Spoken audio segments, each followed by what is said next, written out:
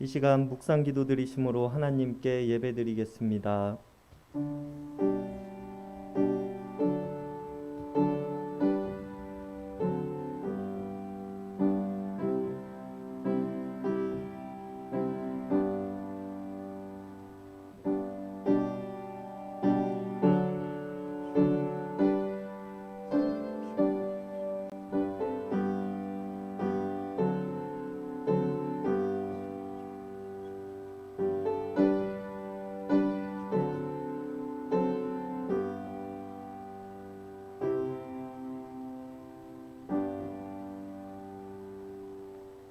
사랑의 하나님, 사순절을 시작하는 성의 수요일 저녁 우리가 함께 모여 하나님께 예배하게 하심에 감사를 드립니다.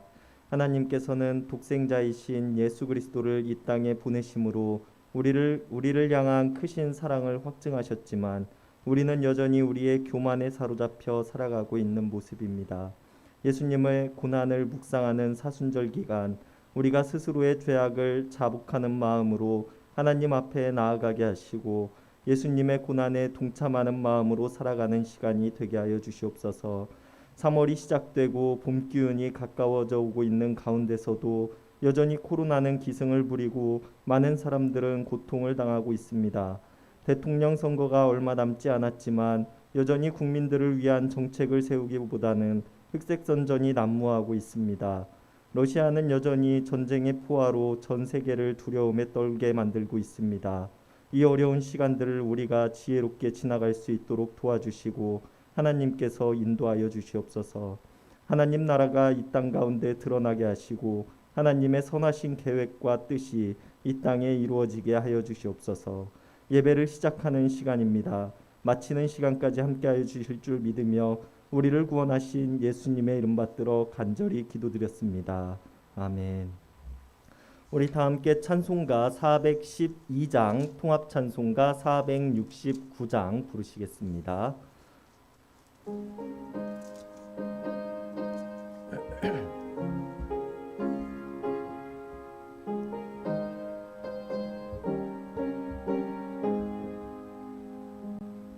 내 영혼이 극히 깊은 데서 맑은 가락이 울려나네. 하늘 곡주가 언제나 흘러나와 내 영혼을 고이 싸네.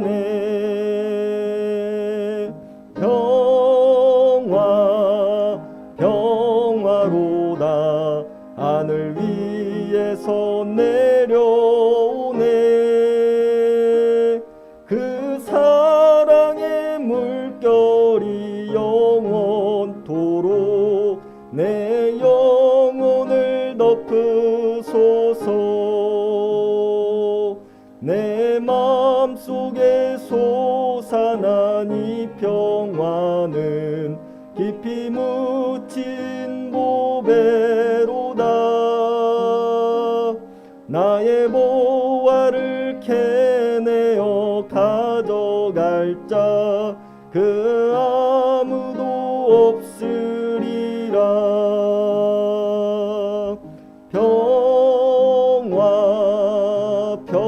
평화로다 하늘 위에서 내려오네. 그 사랑의 물결이 영원토록 내 영혼을 덮으소서. 내 영혼의 평화가 넘쳐 남은 주의 큰 복을 받음이라. 내가 주야로 주님과 함께 있어 내 영혼이 편히 쉬네.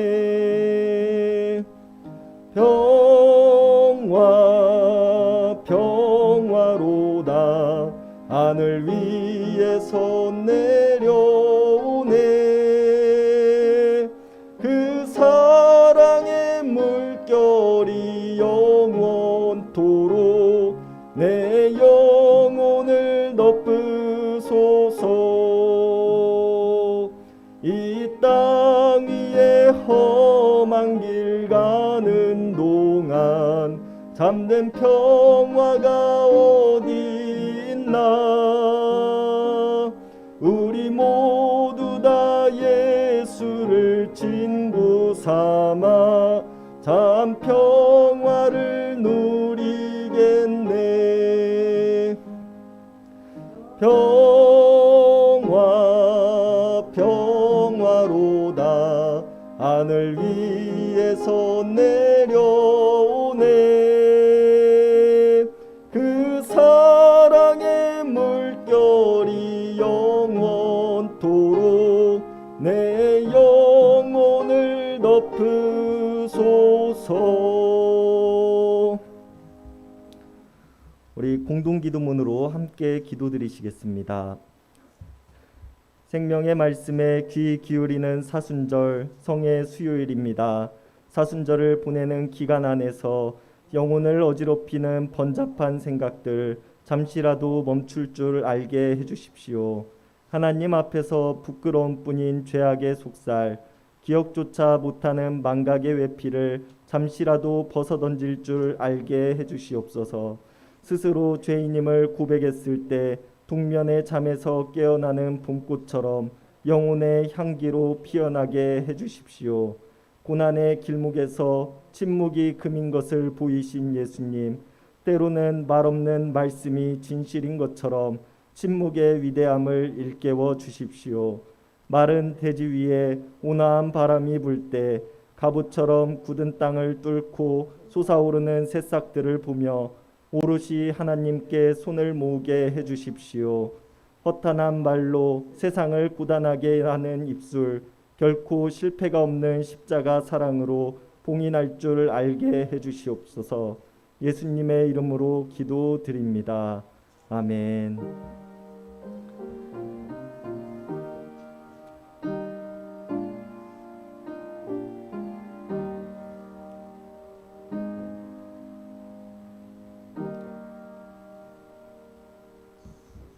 오늘 우리에게 주시는 하나님의 말씀은 갈라디아서 2장 19절에서 21절까지의 말씀입니다.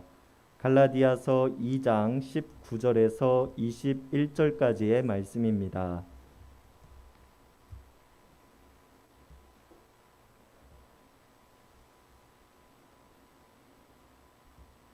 우리 한 절씩 교독하시겠습니다.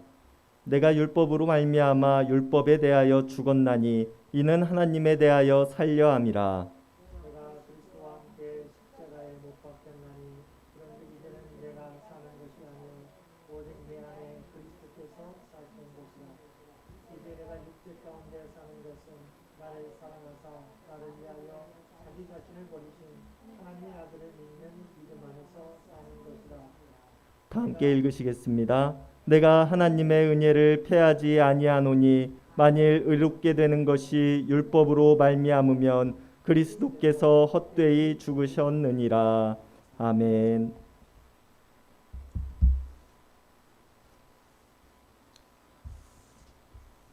여러분들이 삶의 순간들에서 겪었던 신비의 순간들이 있다면 언제입니까? 누구나 삶을 살아오면서 신비의 순간들을 경험하였던 기억들이 있을 것입니다. 누군가는 새로운 생명이 잉태되었던 순간을, 또 누군가는 하나님의 음성을 들었던 순간을, 또 다른 누군가는 이해할 수 없는 특별한 사건을 신비의 순간이었다고 고백할지도 모릅니다. 또 어떤 이들은 기적적인 체험의 순간들을 신비의 순간들로 기억하기도 합니다. 죽을 수밖에 없었던 사고에서 작은 부상도 없이 살아남은 사람들은 이러한 순간을 과학으로 답할 수 없는 신비의 순간이라고 이야기하기도 하고, 몸에 있던 커다란 질병이 의학적으로 설명할 수 없는 이유로 사라지는 순간들을 기적의 순간들이라고 말하기도 합니다. 성경에도 이러한 신비의 순간들에 대한 기사가 많이 기록되어져 있습니다. 자신들을 쫓는 수많은 애굽의 대군을 뒤로 한 채 홍해를 가르고 이스라엘 민족들을 광야로 인도했던 모세의 이야기, 나귀 턱뼈 하나로 1000명이나 되는 블레셋 사람들을 무찔렀던 삼손의 이야기, 이세벨로부터 쫓기다 지쳐 쓰러진 엘리야에게 까마귀를 통해 먹을 것을 보내주시고 그를 회복시키셨던 이야기, 앉은 자를 일으키시고 눈먼 자의 눈을 뜨게 하시며 죽었던 나사로를 살리신 예수님의 이야기 등 성경이 전해주는 기적적인 사건들은 많은 사람들에게 감동과 기쁨을 선사해 주기도 합니다. 그리고 이러한 기적적인 체험들은 많은 사람들의 관심을 끌기도 합니다. 이것을 대변하듯이 서점에 가면 많은 신비의 순간들을 경험한 자전적 책들이 인기를 끌기도 하고 영화로도 많은 이야기들이 만들어져서 사람들의 가슴을 울리기도 하기 때문입니다. 그러나 오늘 우리가 함께 나눌 신비의 순간은 이처럼 많은 사람들의 이목을 끄는 주제에 관한 이야기는 아닙니다. 오히려 우리가 숨을 쉬고 아침에 눈을 뜨며 하루를 살아내는 모든 것들을 신비라고 표현해보고 함께 나누어 보는 시간을 가져보고자 합니다. 성경에 등장하는 인물들 중에서 이러한 삶을 살아갔던 사람이 있습니다. 바로 다윗입니다. 시편 8편을 노래한 다윗은 하나님께서 창조하신 세상을 바라보면서 온 땅과 하늘이 하나님의 이름을 높이고 하나님의 위엄으로 가득 차 있다고 노래합니다. 밤하늘의 달과 별을 바라보면서 아무런 가치 없는 자신을 높여주시고 사랑하시는 하나님의 사랑을 경험하기도 하고 하늘을 나는 새와 바다를 헤엄치는 물고기들을 바라보면서 여전히 이 땅을 섭리로서 운행하고 계시는 하나님의 놀라운 신비를 묵도하게 됩니다. 그러나 우리를 놀랍게 하는 것은 다윗의 이러한 고백이 어떤 특별한 기적적인 사건을 경험하고 나서 하나님의 섭리하심을 노래하고 있는 점이 아니라는 것입니다. 다윗은 여전히 사울 왕에 의해서 쫓기는 상황이었으며 언제 사울 왕의 손에 잡혀 죽임당할지 모르는 상황이었습니다. 그러나 다윗이 이처럼 하늘과 땅을 바라보며 먼 우주와 바다를 바라보며 하나님의 신비를 경험하고 노래할 수 있었던 이유는 그가 하나님과 친밀한 관계를 맺고 있었기 때문입니다. 다윗은 이처럼 하나님의 섭리하심과 우리의 삶 가운데 드러내시는 신비로운 사건들을 노래하는 글들을 많이 남겼습니다. 시편의 곳곳에서 이처럼 하나님을 노래하는 다윗의 모습은 자주 등장하며 이처럼 다윗이 자신의 삶 가운데서 하나님의 신비로우신 섭리를 잘 이해하고 노래할 수 있었던 이유는 자신의 모든 삶이 하나님의 인도하심 아래에 있다는 마음이 있었기 때문입니다. 그렇다면 이처럼 특별한 기적적인 순간들이 아닌 다윗이 노래하고 있는 것처럼 우리의 삶에서 매일같이 일어나고 벌어지는 신비의 순간들은 어떤 것들이 있을까요? 다윗의 고백과 같이 저녁에 지는 해를 바라보며 온 세상이 보랏빛과 붉은 빛으로 물들인 모습을 바라보면서 우리는 하나님께서 만드신 세상에 대한 신비로움을 느낄 수 있을 것입니다. 혹은 젊은 부부가 늦은 밤 이불 속에서 깊은 잠을 자고 있는 자녀의 모습을 바라보면서 한 구석이 아련해지는 기분을 느끼기도 하고 어린 시절 나를 이렇게 바라보셨을 부모님을 생각하면서 신비의 체험을 할지도 모릅니다. 혹은 뉴스의 기사에서 소방관이 불이 난 건물에서 미처 빠져나오지 못한 사람을 구하기 위해 불 속으로 뛰어드는 모습을 보면서 한 생명을 구하기 위해 자신의 목숨이 위험한 상황임에도 불구하고 지체 없이 뛰어들어가는 모습 속에서 우리는 신비의 순간들을 경험하게 될지도 모릅니다. 이처럼 우리 삶 속에 너무나도 가까이 다가와 있고 너무나도 익숙해서 우리가 의식하지 못하는 순간들에도 하나님께서 보여주시는 신비의 사건들은 계속해서 일어나고 있습니다.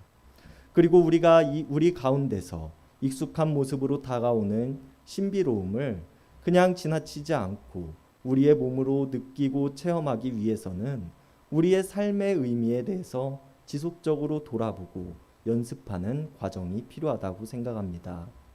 너무나도 익숙한 것이기에 우리는 이것을 신비의 사건이라고 생각하지 않고 쉽게 지나쳐버리곤 하기 때문입니다. 이것을 반증하는 이야기가 사무엘에 등장합니다. 어린 사무엘이 엘리 제사장과 함께 지낼 때를 성경은 여호와의 말씀이 희귀하던 때라고 기록합니다. 그리고 그때가 왜 하나님의 말씀이 희귀한 때였는가 하면 엘리 제사장은 하나님보다 아들들을 더욱 귀하게 여겼으며 하나님께 드릴 예물과 제물을 귀하게 다루지 않았기 때문이라고 성경은 말합니다. 제사장이 이러한 지경이니 많은 사람들은 하나님을 경외하지 않았으며 하나님의 음성에 귀 기울이지 않는 모습이었습니다. 그렇기에 하나님께서 말씀하셔도 그것을 이해하지 못하는 지경이 되었고 하나님께서 보여주시는 신비의 사건들을 체험할 수 없는 모습으로 살아갔습니다. 마치 우리가 경험하고 살아가는 모든 것들이 하나님의 섭리가 아닌 당연히 우리가 누리는 것을 누리는 모습으로 또는 너무나도 익숙해서 쉽게 지나쳐버리는 모습으로 말입니다. 그렇다면 우리가 우리의 모든 삶 속에서 하나님께서 우리를 향해 보여주시는 신비와 경이의 순간들을 우리가 깊이 체험하면서 살아가기 위해서는 어떠한 모습이 필요할까요? 이것을 오늘 바울이 이야기를 합니다. 오늘 바울은 갈라디아 교회의 사람들에게 말하기를 내가 율법에 대하여서는 죽었다라고 말합니다. 그리고 율법에 대하여 죽은 것은 하나님에 대하여 살려고 함 때문에 율법에 대해서 죽었다고 고백합니다. 여기서 율법에 대하여서 죽었다라는 말과 하나님에 대하여 살고자 한다는 말은 상반되어지는 의미를 가지고 있는 말입니다. 그리고 우리가 주목해야 하는 단어는 무엇에 대하여라고 번역되어진 부분입니다. 여기서 무엇에 대하여라고 번역되어진 단어는 관계를 나타내는 말로 내가 율법과의 관계를 끊어냈으며 이제는 하나님과의 관계를 맺으며 살아가겠다고 고백하고 있는 것입니다. 율법이란 하나님께서 주신 것이기에 율법과의 관계를 끊어내고 하나님과의 관계를 맺겠다는 말은 우리들에게 역설적으로 들리기도 합니다. 율법을 끊어내고는 하나님께서 가르쳐 주신 것들을 우리가 배울 수 없으며 배울 수 없다는 것은 하나님의 뜻을 알 수 없게 된다는 것이기 때문입니다. 그러나 바울이 이야기하고 있는 율법이라는 것은 하나님께서 주신 말씀, 즉 성경과 계명들을 끊어내겠다는 의미는 아닙니다. 당시 시대를 좀먹고 사람들을 부패하게 만들던 율법주의를 끊어내겠다고 말하고 있는 것인데요. 당시 바리새인들과 율법학자들의 모습은 어떠했습니까? 그들은 율법을 자신들의 입맛에 맞게 고치고 교묘하게 사람들을 속이며 자신들이 원하는 일들을 하는 도구로 사용하였습니다. 율법을 사유화했으며 하나님의 뜻이 아닌 자신들의 뜻에 율법을 끼워 맞추는 일들을 서슴지 않게 행했다는 것입니다. 그리고 부활하신 예수님을 만나기 전 바리새인 중에 바리새인이요 율법을 배우고 익히기로는 다른 이들에 못지 않는 사람이었던 바울은 오늘 말하기를 내가 율법주의를 끊어내고 이제는 부활하신 예수 그리스도를 통하여 하나님과 관계를 맺겠다고 말하고 있는 것입니다. 이러한 예로 21절에서 바울은 내가 하나님의 은혜를 패하는 것이 아니라 라고 말하고 있습니다. 이제 바울은 하나님과의 관계를 맺기 위해서 율법주의가 아닌 예수 그리스도를 통하여서 관계를 맺겠다고 공표하고 있는 것입니다.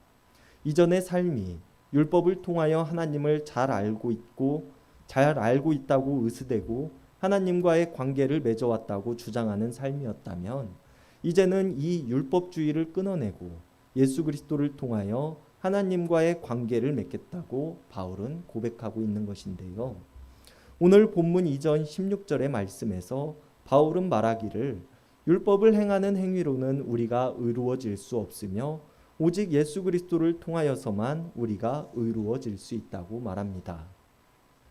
이전 그의 삶이 이성적이며 문자적이었던 바리새인들과 같은 모습이었다면 이제는 이러한 문자적인 것들과 행위에 의존하는 것이 아니라 예수 그리스도께서 보여주셨던 믿음을 내 마음에 품고 행함을 통하여 의로워지기를 원함이라고 고백하고 있는 것입니다. 이렇게 고백한 바울은 20절에서 내가 그리스도와 함께 십자가에 못 박혔나니 이제는 내가 사는 것이 아니요 오직 내 안에 그리스도께서 사시는 것이라고 고백합니다. 그리고 여기서 우리가 기억해야 하는 것은 내 안에 그리스도께서 사신다고 말하고 있는 바울의 말입니다. 예수 그리스도께서 내 안에 살아가신다는 말의 의미는 무엇입니까? 20절의 후반절을 보면 하나님의 아들, 즉 예수 그리스도를 믿는 믿음 안에서 살아가는 것이 예수 그리스도께서 내 안에 살아가시는 것이라고 말하고 있는 것인데요. 이것을 바울은 빌립보서 2장 5절의 말씀을 통해서 예수 그리스도께서 품으셨던 마음을 우리의 마음속에 품는 것이라고 표현합니다. 예수 그리스도께서 하나님을 향하여 품으셨던 마음을 우리가 우리의 마음에 품음으로 예수님께서 보여주셨던 길을 우리가 따를 수 있고 예수님과 같은 마음으로 우리가 살아갈 수 있다고 말하는 것입니다. 그리고 이것이 바로 예수 그리스도를 믿는 믿음 안에서 살아가는 것이라고 바울은 이야기를 합니다. 그러나 이 과정으로 가기 위해 바울이 한 일이 있습니다. 바로 그리스도와 함께 십자가에 못 박히는 일입니다. 자신이 그동안 신뢰하고 자신이 모든 것이라고 여겼던 율법주의를 버리는 일은 예수님과 함께 십자가에 못 박히는 일과 같이 어려운 일이었다고 바울은 고백합니다. 바울이 스스로 옳은 일이라고 생각하면서 일평생 쌓아왔던 것을 포기하고 끊어내는 일은 쉬운 일이 아니었을 것입니다. 예수님께서 십자가에 오르시기 전 하나님께 기도하시기를 할 수 있다면 자신에게로 향한 잔을 돌려달라고 말씀하셨던 것과 같이 자신이 그동안 진리라고 생각했던 것들에 대해서 모두 부정하고 그것들을 포기하는 일은 십자가에 못을 박는 것처럼 부끄러운 고통스러운 일이었습니다. 그러나 바울은 이것을 결단과 믿음으로 끊어냄을 통하여서 자신의 이전의 모습을 벗어버린 것입니다. 예수님께서 하나님께 순종하는 모습을 통하여 십자가에 오르셨던 것처럼 자신의 인생 또한 십자가에 못 박아 버림을 통하여 오직 예수 그리스도께서 품으셨던 마음을 자신의 마음에 품게 되었다고 바울은 오늘 고백하고 있는 것입니다. 그리고 이런 과정을 통하여서 바울은 오늘 예수 그리스도께서 하나님을 향하여 품으셨던 마음을 자신의 마음에 품을 수 있게 되었습니다. 그리고 이런 경험을 하게 된 바울은 디모데전서의 편지를 통해서 디모데에게 전하기를 내가 이전에는 비방자요, 박해자요, 폭행자였지만 예수 그리스도의 마음을 내 마음에 품은 지금은 사랑이 넘치고 기쁨이 넘치게 되었다고 말합니다. 예수 그리스도께서 품으셨던 마음을 내 마음에 품음을 통하여서 바울은 이제 자신의 마음에 사랑과 기쁨이 넘치는 마음이 되었으며 이것을 통하여 자신의 삶 곳곳에서 하나님의 신비를 경험하게 되는 삶을 살아가게 되었다고 고백하고 있는 것입니다. 이전 그의 삶이 바리새인으로서 성경을 아주 잘 알았고 사람들의 존경을 받고 권력 안에서 살아가던 삶이었음에도 불구하고 그는 스스로의 삶을 비방자요, 박해자요, 폭행자였다고 고백하고 있는 것을 본다면 그의 삶들이 하나님께서 보여주시는 신비의 사건을 체험하는 경외의 나날들은 아니었다는 것을 우리가 알 수 있습니다. 그러나 예수 그리스도를 마음에 품은 지금 그는 이전과 달리 많은 사람들에 의해서 박해를 당하고 고난을 당하는 삶임에도 불구하고 스스로를 사랑이 넘치고 기쁨이 넘치게 된 삶이라고 고백하고 있음은 하나님께서 보여주시는 신비와 경의의 나날들을 살아가고 있다는 것을 우리가 알 수 있는 대목입니다. 그리고 우리들도 마찬가지입니다. 바울과 같이 결단과 순종의 모습을 통하여 그리스도이신 예수님의 마음을 우리들의 마음에 품을 수 있게 될 것입니다. 그리고 이제 우리들은 우리들에게 보여주시는 신비의 과정들을 묵도할 준비가 된 것입니다. 우리의 모든 삶과 과정들을 하나님의 뜻에서 이해하고 예수 그리스도께서 그러셨던 것과 같이 예수님의 마음을 내 마음에 품음을 통하여 예수님께서 자신의 삶과 말씀들을 통하여 보여주셨던 하나님의 신비를 우리들이 간접적으로 경험할 수 있게 된 것입니다. 그러나 여기서 우리의 체험이 간접적인 경험에서 멈추어서는 안 될 것입니다. 성경에 기록되어져 있는 믿음의 사람들의 체험을 우리가 간접적으로 체험하는 것뿐 아니라 우리가 지금 살아가고 있는 삶 속에서 우리가 느끼며 경험하며 살아가는 것 또한 중요하기 때문입니다. 다윗의 고백을 우리가 성경으로 읽으면서 다윗이 경험하고 느꼈던 마음을 헤아리는 일, 바울이 예수 그리스도와 함께 십자가에 못 박혔으며 이제 예수 그리스도의 마음을 품고 살아간다는 고백을 우리의 마음으로 가지는 것, 예수님의 말씀을 듣던 청중들의 입장이 되어서 놀라운 말씀에 감탄하는 일도 중요하지만 지금 우리가 살아가고 있는 삶 속에서 이들의 고백을 나의 고백으로 시인하고 지금도 나와 함께 하시며 나의 삶을 신비로서 인도하시는 하나님을 체험하고 경험하는 일 또한 중요하다는 것입니다. 왜냐하면 하나님께서는 성경 속에서만 존재하시는 분이 아니시기 때문입니다. 지금 이 순간에도 나와 여전히 함께 하시고 나의 삶을 인도하고 계시는 분이시기 때문입니다. 그렇기에 우리는 하나님을 경험하는 삶, 우리에게 지금 모든 순간순간들을 순간순간 보여주시는 신비의 체험들을 우리는 하며 살아가야 합니다.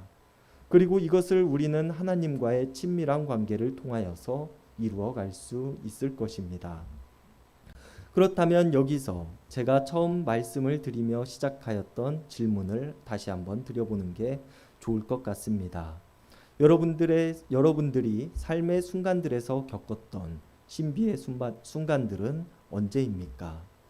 그리고 이 질문에 대한 우리의 답으로 신비의 사건이 이제는 더 이상 어떠한 특별한 사건이거나 기적적인 체험에 대한 고백만이 아니라 우리 삶의 의미가 머무르는 것이 되었으면 좋겠습니다. 우리의 삶의 의미가 어느 곳에 머물러 있는가에 따라서 우리가 바라볼 수 있는 것들이 달라지기 때문입니다. 율법주의에 머물러 있던 바울이 그때의 삶을 비방자요, 박해자요, 폭행자라고 이야기하고 있는 것처럼 또 반대로 예수 그리스도를 마음에 품었던 바울이 자신의 삶이 사랑과 기쁨이 넘치는 삶이라고 고백하였던 것처럼 우리들 또한 우리의 삶의 의미가 예수 그리스도께서 품으셨던 마음을 우리의 마음에 품는 것을 통하여서 우리의 삶의 모든 순간순간이 우리의 숨쉼도 우리의 먹고 마심도 우리가 바라보는 모든 광경들도 다 하나님의 신비의 사건임을 깨닫고 이 매 순간 우리들에게 보여주시는 하나님의 기적적인 사건이라는 것을 느끼며 체험할 수 있기를 바랍니다.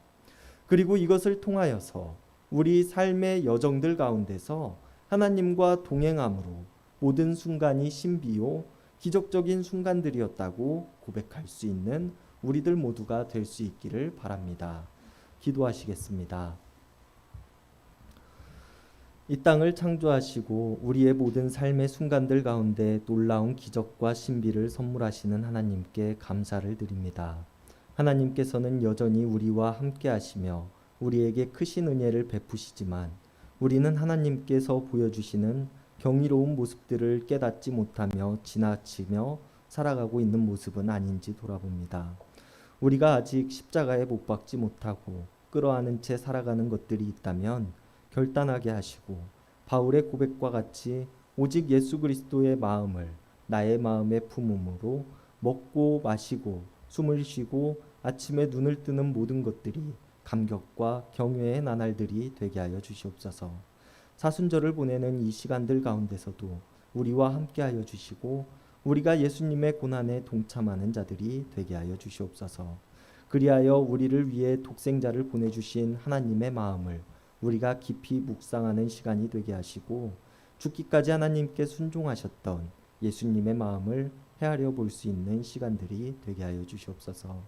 언제나 우리에게 크신 감격을 허락하시는 하나님을 내가 믿으며 우리를 위해 고난당하신 예수님의 이름 받들어 간절히 기도드렸습니다. 아멘. 다 함께 찬송가 478장, 통합찬송가 78장 부르시겠습니다.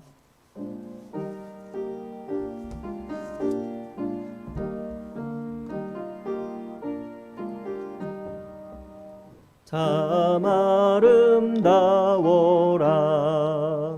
주님의 세계는 저 솔로몬의 옷보다 더 고운 백합화 주 찬송하는 듯 저 맑은 새소리 내 아버지의 지으신 그 솜씨 깊도다 참 아름다워라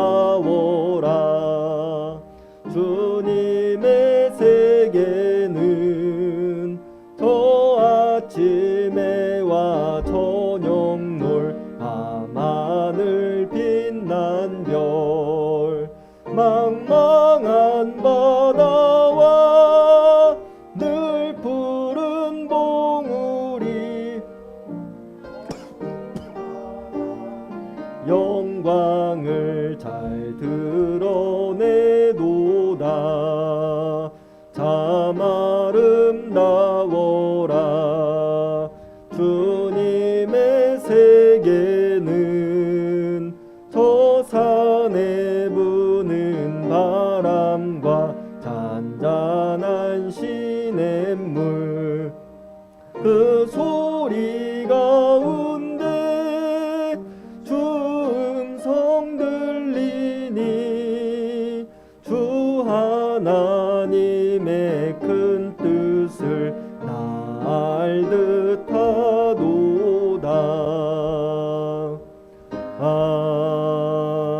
아멘. 임승택 목사님께서 축도해 주심으로 수요 성서 연구 시간을 마치도록 하겠습니다.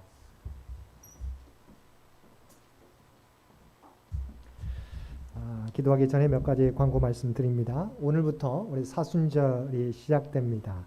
성의 수요일인데요. 주님의 고난과 우리를 향한 주님의 사랑을 기억하고 그 말씀 따라 살아가는 저와 여러분이 되시기를 바랍니다. 서울로의 종로 시찰회 정기회가 내일 오후 4시에 본 교회에서 있습니다. 정기 시찰회가 잘 진행될 수 있도록 기도해 주시기를 바랍니다. 또한 제20대 대통령 선거 사전투표가 이번 3월 4일과 5일 양 이틀간 오전 6시에서 오후 6시까지 사전투표소에서 진행됩니다. 위에서 기도해 주시기 바랍니다. 함께 기도드리겠습니다. 이제는 우리 주 예수 그리스도의 은혜와 아버지 하나님의 극진하신 사랑하심과 성령님의 세상 끝날까지 우리와 함께 하시며 동행하시는 놀라운 교통의 역사가 오늘 주신 말씀을 따라 주님의 십자가를 통하여 우리에게 주신 새 생명, 이제 아버지 그 은혜를 기억하며 이제는 오직 나는 죽고 예수님의 모습 따라 살아가겠노라고 결단하며 세상 가운데 나아가는 사랑하는 주의 백성들과 그의 가정과 산업의 터전 위에 이제로부터 영원토록 함께 주시기를 우리 주 예수님의 이름으로 간절히 축원하옵나이다. 아멘.